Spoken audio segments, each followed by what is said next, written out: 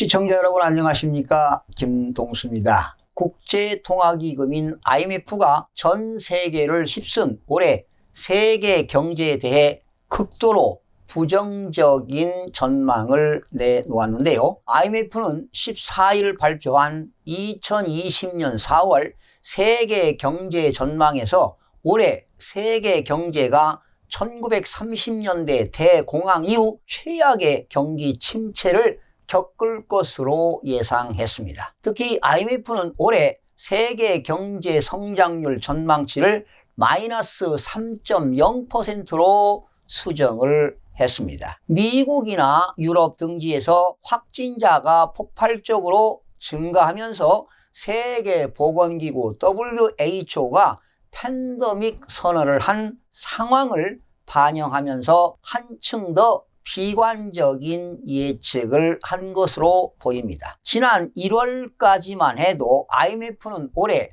세계 경제가 3.3%로 플러스 성장할 것으로 전망했지만 이번 사태를 거치면서 성장률 전망치를 무려 6.3%나 낮춘 것입니다. IMF는 노동 공급을 줄이고 사업장 폐쇄에 따른 공급망 혼란과 생산성 저하를 야기하는 등 이전의 충격과는 성격이 다르다고 성장률 전망 대폭 하향 배경을 설명했습니다. 특히 IMF는 선진국이 신흥개도국보다 더 심한 타격을 받을 것으로 전망을 했는데요. 올해 선진국 경제 성장률은 지난 1월 전망치보다 7.7% 낮은 마이너스 6.1%로 예상한 반면 신흥개도국은 마이너스 1.0%로 전망돼 1월 대비 하락폭이 상대적으로 적은 5.4%였습니다. IMF는 올해 우리나라 성장률 역시 지난 1월 전망치 2.2%에서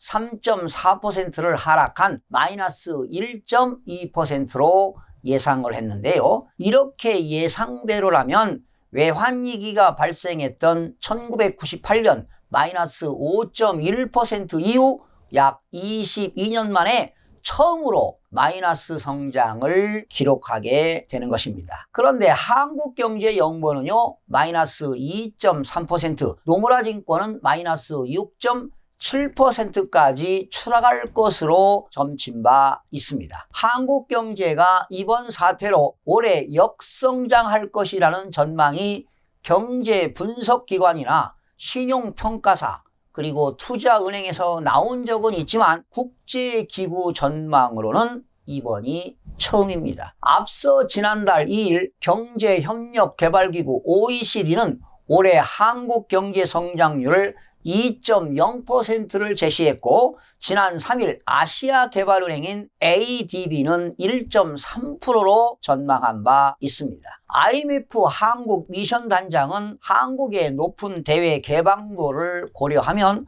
주요 교역국의 급격한 성장 전망 하향에 반영된 대외 수요 부진이 성장 전망을 제약한다고 평가하기도 했습니다. 올해 우리나라의 마이너스 1.2%는 IMF가 발표한 OECD 36개국의 올해 성장률 전망치 가운데 가장 높은 수치로 나타났습니다. 우리나라에 이어 헝가리가 마이너스 3.1%로 2위에 올랐고 이어 칠레가 마이너스 4.5%, 폴란드가 마이너스 4.6% 등 순으로 성장률 전망치가 높았는데요. 일본은 마이너스 5.2%로 7위, 미국은 마이너스 5.9%로 8위, 영국과 덴마크, 체코가 마이너스 6.5%로 공동 15위를 차지했고요. 독일과 오스트리아가 마이너스 7.0%로 공동 23위, 프랑스가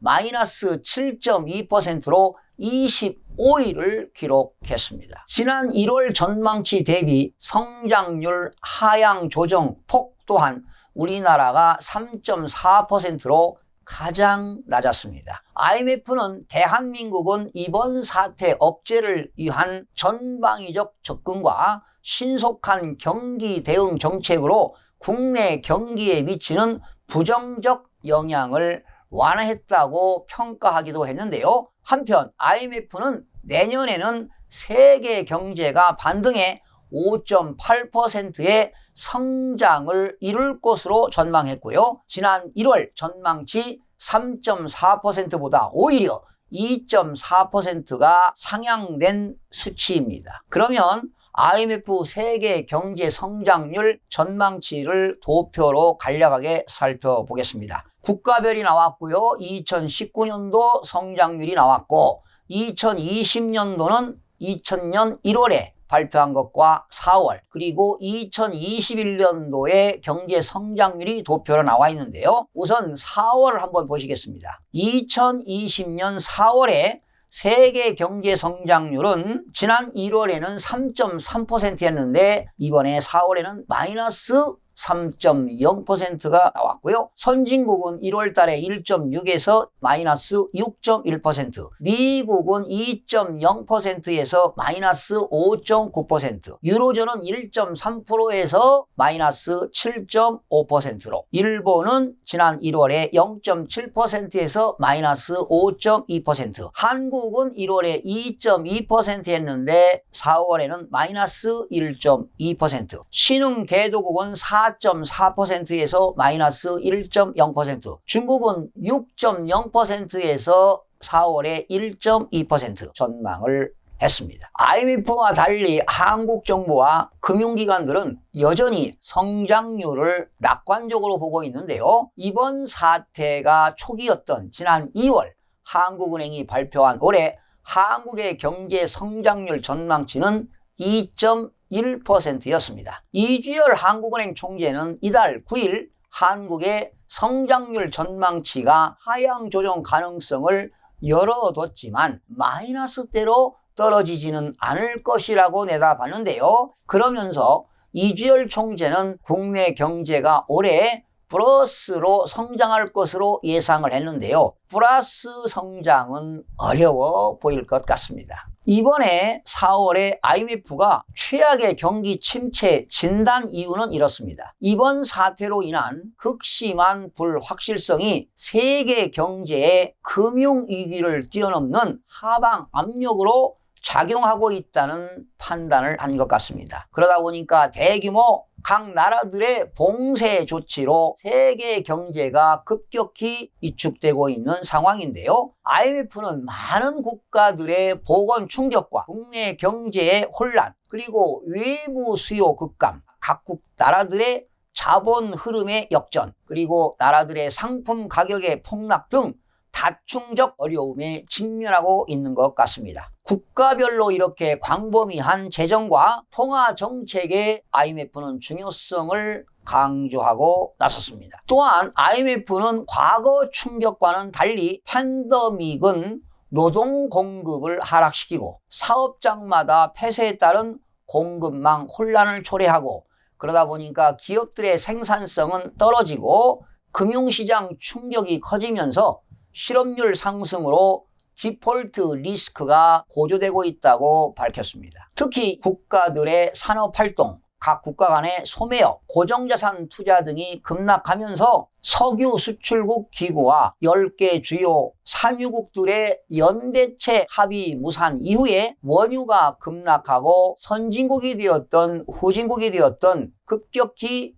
긴축되고 있는 상황입니다. 지금 세계 경제는 불확실성 제거가 급선무입니다. 또한 이번 사태 공포로부터 벗어나기 위한 필수 요건은 방역의 생활화와 각 나라들의 의료 시스템의 재역할일 것입니다. 이렇게 어려운 경제 상황에서 경제를 살리려면 포퓰리즘 구호를 외칠 것이 아니라 정책을 친시장으로 전환해서 기업을 살려야만이 실업대란을 막을 수 있습니다. 시청해주신 여러분 대단히 고맙습니다. 최선을 다하겠습니다. 내일 아침에 찾아뵙겠습니다. 마음이 드셨다면 구독, 좋아요 꼭 부탁드리겠습니다. 고맙습니다.